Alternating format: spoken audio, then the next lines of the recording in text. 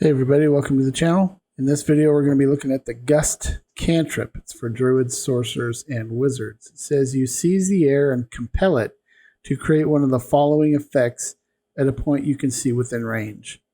One medium or small creature that you choose must succeed on a strength saving throw or be pushed up to 5 feet away from you. That is the first option. Second, you create a small blast of air capable of moving one object that is neither held nor carried and that weighs no more than 5 pounds. That's option 2. Option 3 is the object is pushed up to 10 feet away from you. It isn't pushed with enough force to cause damage. You create a harmless sensory effect using air such as causing leaves to rustle, wind to slam, shutters closed, or your clothing to ripple in the breeze. So this one is basically just mainly an information macro, and it's going to give the user a choice, but they don't have to remember all the details because it's going to give them the details. So the first thing we're going to do is we're going to put in range 30 feet. And then we're going to ask them a question. We're going to say question mark, brace, choose your effect, and then pipe. And then our 3 choices are push a creature, comma, pipe. Second option is move an object, comma, pipe. And the third option is create a sensory effect, comma, and then we're going to end that, and we're going to end the row.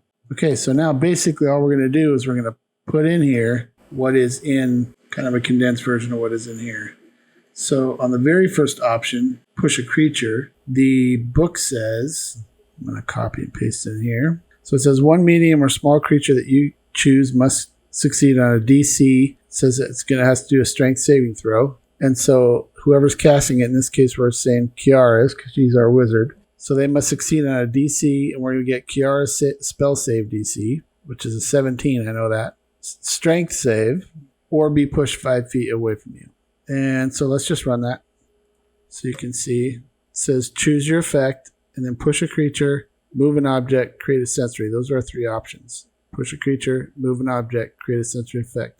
So if I click push a creature, and I submit it, it's just simply going to say one medium or small creature that you choose must succeed on a DC 17 strength save or be pushed 5 feet away from you. Okay. The second thing that can happen is you can move an object, and it goes right there. So let's run that. Move an object. So it says you create a small blast of air capable of moving one object that is neither held nor carried, and that weighs no more than 5 pounds. The object is pushed up to 10 feet away from you. It isn't pushed with enough force for damage. That's the second.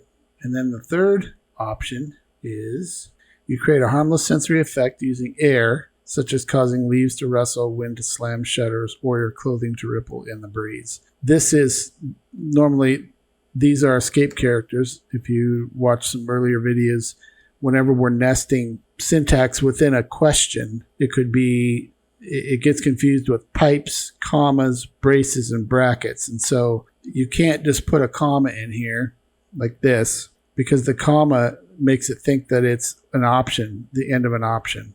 Because see, you have option 1 is push a creature, comma, second move an object, comma, create a sensory effect, comma. So this is thinking this is another option. Well, you can't do that. So you have to use a replacement character, which in this case is pound 44 semicolon is a comma.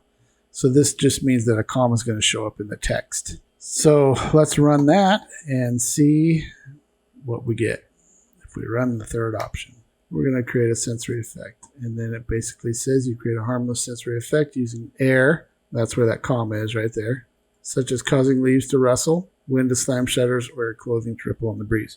So basically what this macro does is it just allows the person to cast this, and then they get to pick their 3 choices, in a very succinct drop-down box. And then it'll give them all the information they need. They don't have to remember all this stuff. What happens when I do if I want to move an object, or what happens if I want to create an effect. I don't have to go back and read my spell. I don't have to do any of that.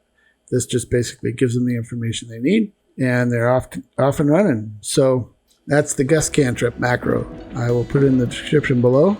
If you have any questions, let me know. If you have any macros you'd like to see, let us know. I appreciate you watching. Have a great day. We'll see you in the next one.